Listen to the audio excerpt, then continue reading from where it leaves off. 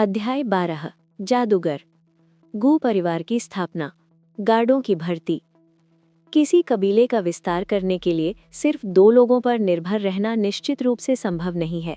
जब गू किंगफेंग ने रक्त शोधन क्षेत्र में एक मार्शल आर्टिस्ट की ताकत का प्रदर्शन किया, तो कई मार्शल वर्ल्ड वॉन्डरर्स स्वेच्छा से गू परिवार में गार्ड के रूप में शामिल हो गए। आखिरकार गू परिवार का समर्थन प्राप्त करना, जो कि रक्त शोधन स्तर के मार्शल आर्टिस्ट के समर्थन के बराबर था, निश्चित रूप से एक वांछनीय स्थिति थी। अधिक महत्वपूर्ण बात, गू परिवार में रक्त शोधन क्षमता वाले मार्शल आर्टिस्ट का होना इस बात का संकेत देता है कि इसमें मार्शल आर्ट की विरासत अवश्य शामिल होगी। यदि कोई गू परिवार के मुखिया का अनुग्रह प्राप्त कर लेता, तो उसे ऐसी विरासत प्राप्त करना संभव था।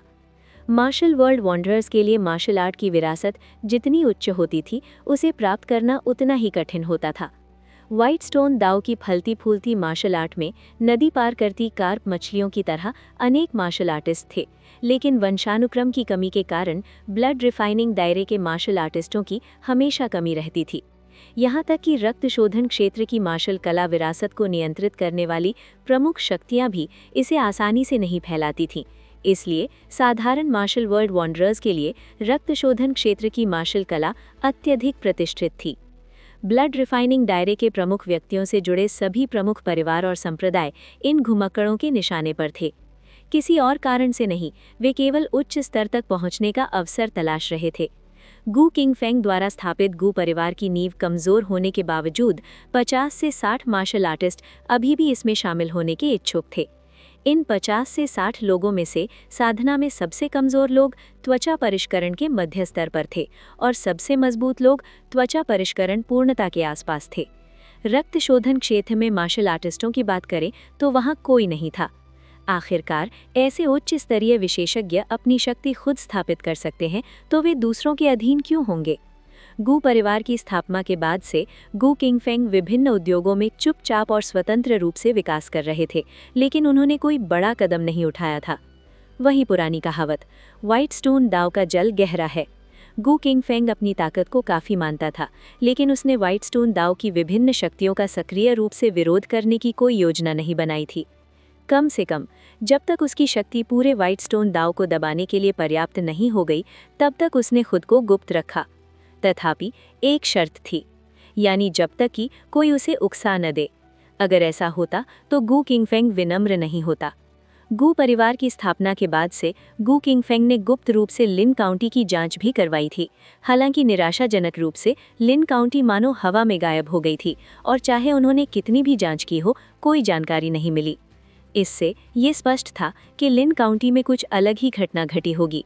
लेकिन गू किंगफेंग ने व्यक्तिगत रूप से जांच करने के लिए लिन काउंटी लौटने की योजना नहीं बनाई थी। आखिरकार लिन काउंटी की विचित्र परिस्थितियों और बुराई दमन ब्यूरो के साथ उसके जुड़ाव को देखते हुए गू किंगफेंग मुसीबत को न्योता लेना पसंद नहीं करता था। अन्य नोट में, व्हाइट स्टोन दाव में अपने समय के दौरान गू किंगफेंग ने दुष्ट आत्मा के बारे में कुछ जानकारी भी चुपचाप एकत्रित की थी, लेकिन लिन काउंटी की तरह ही आम लोगों को दुष्ट आत्मा के बारे में कुछ भी पता नहीं था। ऐसा लगता था कि प्रमुख शक्तियों को इसके बारे में कुछ जानकारी थी। हालांकि ये ऐसी चीजें नहीं थीं जिनके बारे में गू किंगफेंग सीधे तौर पर पूछताछ कर सकता था। इससे गू किंगफेंग ने एक बात की पुष्टि की।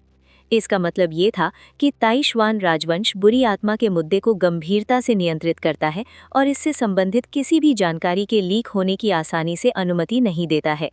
ये जानकर गू किंगफेंग ने एक बार फिर स्पिरिट समनिंग ट्रेजर स्किल्स की नियमावली निकाली। ये गुप्त नियमावली शांगवान जियांग के शव से प्राप्त हुई थी। आत्मा को बुलाने की खजाना क्षमता, इसमें जादूगर बनने का तरीका बताया गया था। वास्तव में ये जादूगर बनने के बारे में था। स्पिरिट समनिंग ट्रेजर स्किल से गू किंगफेंग को आखिरकार शांगवान जियांग की स्थिति और उसके पीछे का कारण समझ में आ गया था। अपने भीतर एक दुष्ट आत्मा को आश्रय देकर कोई व्यक्ति उसकी शक्ति पर महारत हासिल कर सकता है और एक सच्चा जादूगर बन सकता है। जादूगर की मृत्यु होते ही उसके भीतर बंद दुष्ट आत्मा जागृत हो जाएगी। इसके अतिरिक्त जादूगर बनने के बाद कई तरह की पाबंदियां और कमियां थीं। सबसे पहले जादूगर दुष्ट आत्मा के प्रभाव में आ जाएगा, जिससे वो हत्यारा और पागल हो जाएगा। जितना वो दुष्ट आत्मा की शक्ति का उपयोग करेगा, वो उतना ही उसके प्रभाव में आता जाएगा। अंततः उसकी मृत्यु हो जाएगी और वो स्वयं एक दुष्ट आत्मा बन जाएगा। लेकिन इसी तरह जादूगरों के पास दुष्ट आत्मा को दबाने के तरीके भी थे, जिससे वे उसकी शक्ति को बेहतर तरीके से नियंत्रित कर पाते थे और इस प्रकार उच्च स्तरों तक पहुंच पाते थे। स्पिरिट समनिंग ट्रेजर स्किल्स में ज्यादा कुछ दर्ज नहीं था, केवल हार्ट डिवाउरिंग डेमन नामक दुष्ट आत्मा को आश्रय देने और उसके बाद की साधना विधियों का ही उल्लेख था। हार्ट डिवाउरिंग डेमन को आश्रय देने की विधि में सबसे पहले सोने को पात्र के रूप में उपयोग करना, एक दुष्ट आत्मा को दबाना और सील करना, फिर सोने के पात्र के ऊपर 100 लोगों के हृदयों के रक्त से उसे सींचना, इसके बाद 100 दिनों तक मानव रक्त में स्नान करना, फिर 5 आंतरिक अंगों और अन्य वस्तुओं को औषधीय गाइड के रूप में उपयोग करना, इस प्रकार अंततः दुष्ट आत्मा को आश्रय देने में सक्षम होना। बिल्कुल, ऐसे तरीकों की सफलता की कोई गारंटी नहीं थी। यदि ये विफल हो जाता तो व्यक्ति का शरीर दुष्ट आत्मा द्वारा खा लिया जाता। यदि सफल हो जाता तो व्यक्ति दुष्ट आत्मा की शक्ति पर विजय प्राप्त कर लेता और एक सच्चा जादूगर बन जाता। जादूगर बनने के बाद अपनी साधना में सहायता के लिए ताज़ा पशु रक्त और 5 आंतरिक अंगों का सेवन करना भी आवश्यक था। मानव रक्त और अंगों का सेवन करने से सर्वोत्तम परिणाम प्राप्त होते थे। ये सभी बातें स्पिरिट समनिंग ट्रेजर स्किल्स में दर्ज की गई थीं। जादूगर, दुष्ट आत्मा। अगर हम आत्मा बुलाने की कला में उपयोग किए जाने वाले तरीकों पर गौर करें तो इन सभी तथाकथित जादूगरों और दुष्ट आत्माओं में क्या अंतर है? अगर मैं गलत नहीं हूं तो लिन काउंटी में हुई वो दुखद घटनाएं शांगवान जियांग की ही करतूत थीं। गु किंगफेंग ने अपना सिर हल्के से हिलाया। शांगवान जियांग के कार्यों से ये स्पष्ट था कि एक जादूगर मार्शल आर्टिस्ट से कहीं अधिक शक्तिशाली था। स्पिरिट समनिंग ट्रेजर स्किल्स के रिकॉर्ड के अनुसार उसे जादूगरों में सबसे कमजोर माना जाता था। फिर भी उसके पास रक्त शोधन स्तर के बराबर की शक्ति थी। यदि कोई अधिक शक्तिशाली जादूगर उपस्थित होता तो रक्त शोधन क्षेत्र में मौजूद लोग उसके सामने चींटियों से अलग प्रतीत नहीं होते। तुलना के आधार पर मार्शल वर्ल्ड में जो martial artist blood refining realm तक साधना कर सकते थे, उन्हें शक्तिशाली माना जाता था। व्हाइट स्टोन दाव के क्षेत्र में वे वास्तव में शक्तिशाली माने जा सकते थे। इससे मार्शल आर्टिस्ट और जादूगरों के बीच का अंतर स्पष्ट हो जाता है। लेकिन इसी तरह जादूगर बनना अत्यधिक मुश्किल था। गु किंगफेंग जानता था कि अगर वो स्पिरिट समनिंग ट्रेजर स्किल्स की इस प्रति को जारी करता है तो इससे शायद भारी हंगामा मच जाएगा, क्योंकि असंख्य लोग इसे हथियाने की कोशिश करने से खुद को रोक नहीं पाएंगे। आखिरकार अधिक शक्ति की चाहत एक सामान्य मानव इच्छा है। लेकिन गु किंगफेंग के लिए ये विचार महज एक चिंतन मात्र था। स्पिरिट समनिंग ट्रेजर स्किल्स का संबंध बुराई दमन ब्यूरो से था और वो भोलापन से ये नहीं मान सकता था कि वो रक्त शोधन क्षेत्र में एक मामूली अभ्यासी होने के नाते ताइशवान राजवंश द्वारा स्थापित इस संस्था का मुकाबला कर सकता है।